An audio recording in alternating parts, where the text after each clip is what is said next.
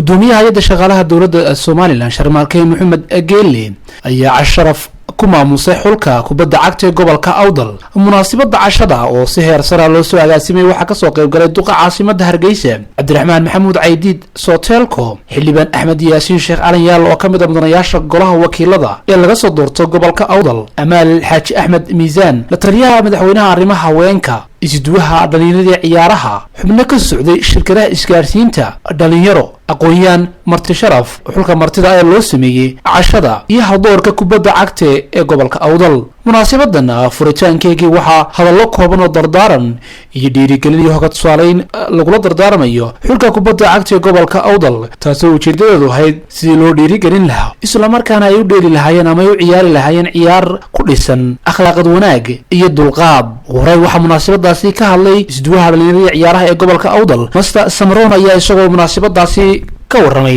taariikhda soo jireenka ee gobolku ku leeyahay dhinaca ciyaaraha,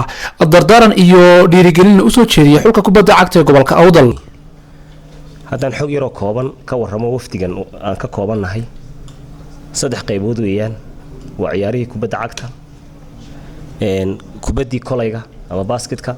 iyo ciyaarihii fududaayo orodada ah. intaasaan ka koobannahay. tirakoob kale jiro isna oo ah boqolkiiba 50 dhalinyarada waa heer jaamacadeed, boqolkiiba 40 waa heer dugsi sare oo da'yar bay u badan yihiin. 10 ka soo hareen waxa weeyaan rag shaqeeya oo shaqaale ah. intaas oo kale ka gobol ahaan maanta anagu waxaan rabnaa in waxyaabo badan ka muuqano oo ay ugu weyn tahay akhlaaqdu.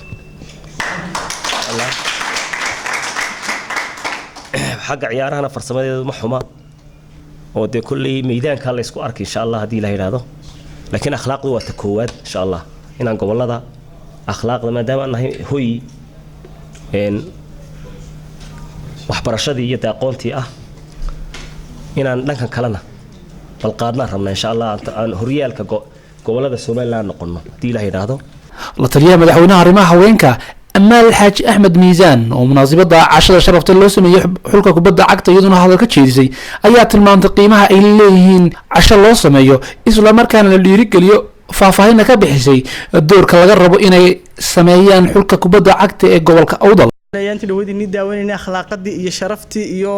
qaab dhismeedkii ciyaaraha ee dhisnaa inaad sidaa ka sii wadaan oo kor u sii qaadaan waliba.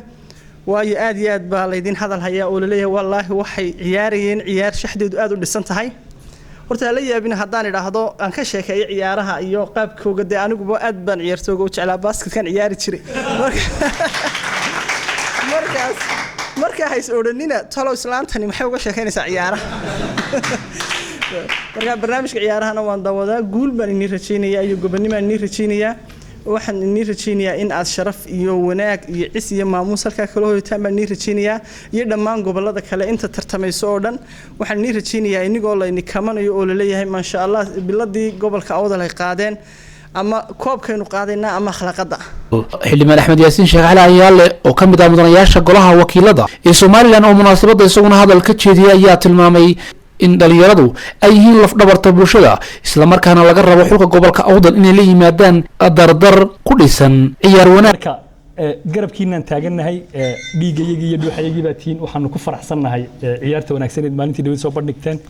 waxaan rajaynaynaa ciyaaraha kalena ee idin hadhayna inaad guul weyn ka keentaan, fahamtaan waxaan aad ka turjumaysaan waxa uu yahay waa ciyaar cadaawad maaha. oo qodobka labaad maxaan uga jeednaa inaynu sportska noolayno goboladu wada ciyaaraan waa social integration, waa in bulshadu isdhex gasho,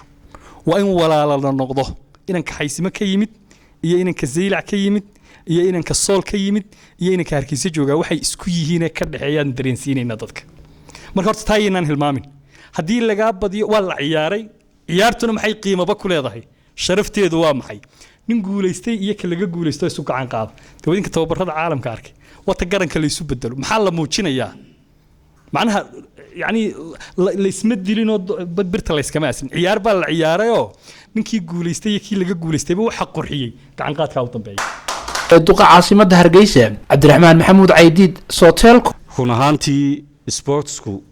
waa shay muhiim ah ku wanaagsan dhalinyartu inay inay si fiican uga qaataan innagana mid kale inoo tahay oo gobolladii way isbaranayaan waxa weeyaan maanta gobolkii ugu shisheeyey ilaa gobolkii ugu kooniyey awdal iyo ilaa xaysimo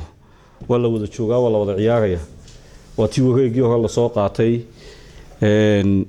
muxuu ahaa wareegan dambena waxa weeyaan kooxii baa isugu imanaya caasimadii baa lagu wada ciyaarayaa waxay u tahay dee dhalinyartii inay isbartaan oo ay waqti wada qaataan oo ay wada ciyaaraan waxaan jeclaan lahaa waqtiga ciyaarta mooye imika waxaan u malaynaya inta ciyaartu ma saartaan inay waqtiyada kale inay kulan yeeshaan oo qoloba halkay degan tahay qolada kale maalin ay ugu tagto insha allahu tacaala inta waqtiga ka hadhayna inaynu saa samayno waanu jecel lahay gabagabadii waxaa hadalkaasi khudbad u jeediyey dardaaran iyo dhiirigelin gudoomiyaha hay'adda shaqaalaha dowladda Soomaaliland Sharmaarke Maxamed Egeeli wuxuu ka warramay sooyaalka taariikheed ee kubadda cagta ee gobolka Awdal fursadaha noocan oo kale kubadu waa isdhexgalka bulshada iyo abuurashada saaxiibo cusub oo deegaamo kala duwan ka soo jeeda waxa la sheegay imika 400 qof baa Hargeysa ku soo xarooday oo ciyaartooyada kala duwan ee gobolada ka soo jeeday 400 qof saaxiibtinimadoodii walaalnimadoodii aan ku dhaafin hadii kubadooda ku dhaafto noqo